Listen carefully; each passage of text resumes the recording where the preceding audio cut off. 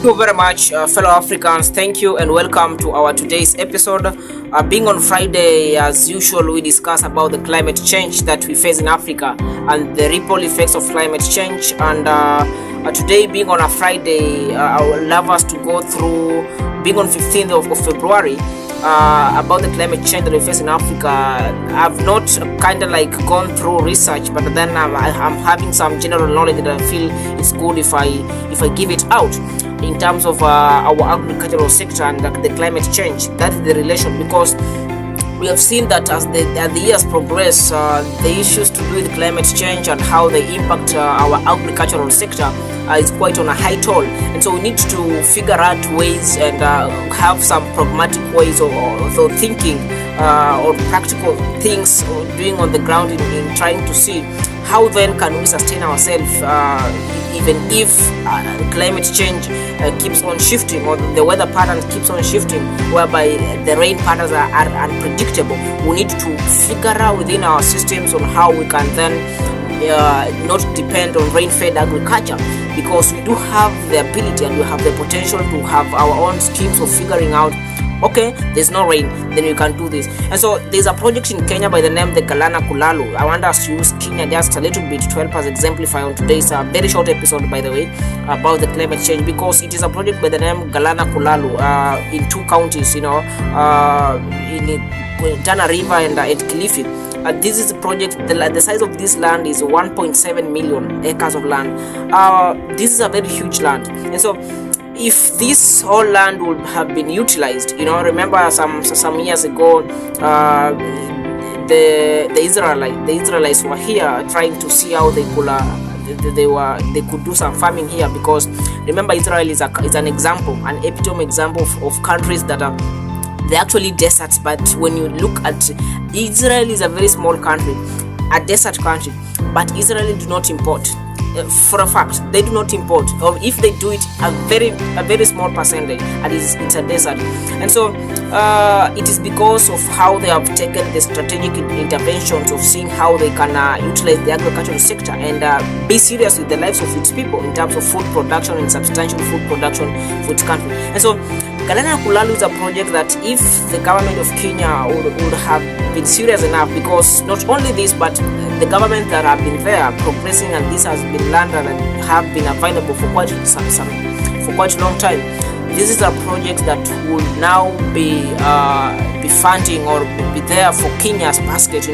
This is a food basket for Kenya, because it is a very huge land whereby we are able to diversify or have variety of crops being grown here, and this will be the food for the country of Kenya. And it not only Kenya, because already we do produce some, but then if we add this land into our production area or scheme, it means we'll be having substantial even to export now, some other kinds of food. And so when it comes to such issues, it is an issue that needs people who have a clear understanding of what really it means, a country being able to sustain itself. Because once a country is able to sustain itself in terms of food production, it means we are cutting the importation charges, or the importation money that is needed to import, because it's actually very expensive to import. And so when you have such money, it's better we take strategic interventions now, or even go through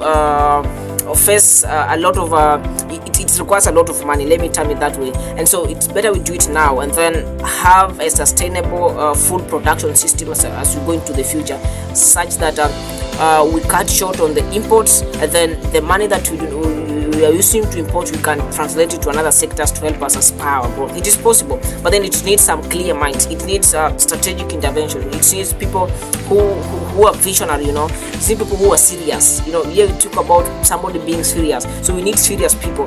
We need people who are enthusiasts of change, and that is what we are lacking. We need some what we call the leadership skills that are, eager to have a successful countries. Just having successful countries in terms of food production and how we are able to sustain ourselves and grow as a country. And so climate change, many people will term it as a barrier for us not to have substantial food, but then what are we doing within our political and governance systems in making sure that we as in the government systems are able to come up with solid solutions or with strategic interventions to help us progress into the future with clear minds, and we have a choreographed fully, our things on how we want it to be. That is when we'll be having a sense system, that is when we'll be having people who understand that yes, we have climate change, but what are we doing within our political and governance system? Remember, I've said this countless times, and I'll continue to say, by the way, that governance is the software of development. That once we have visionary governance, once we have a visionary political personnel, that is when we are going to have the robust change that we need. Because remember, climate change being an impact to agriculture, it's a very huge blow, because many people actually go to bed without food. Why? Because maybe hiking of prices of flour. Hiking of prices of flour mostly comes when we mostly rely on imports. But then when you cut on imports and we are able to produce our own, then it means even the prices at the market will be at a lower price. But because when we import, everything we need to also pay for those imports, and so that is when the prices hike. But once we are able to ourselves figure out on how we can utilize our land, we have the land in Africa, and Africa need to take that advantage. That instead of depending on other countries on importations, let us have our own way of doing things. Let us be smart enough. We have the land, we have the land, and we actually hold, because we've been told that over 60% of Africa's arable land is not under cultivation, and we own a very huge land that is supposed to be cultivated, but the huge chunk of this land is not cultivated.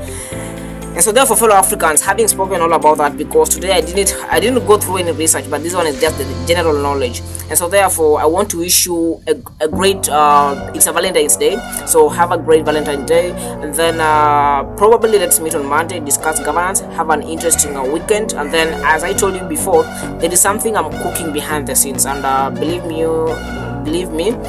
it's coming soon, and let's figure out on how we can proceed. So thank you very much, and have a great is it morning or afternoon, whatever it is, wherever you are. Thank you, and God bless you.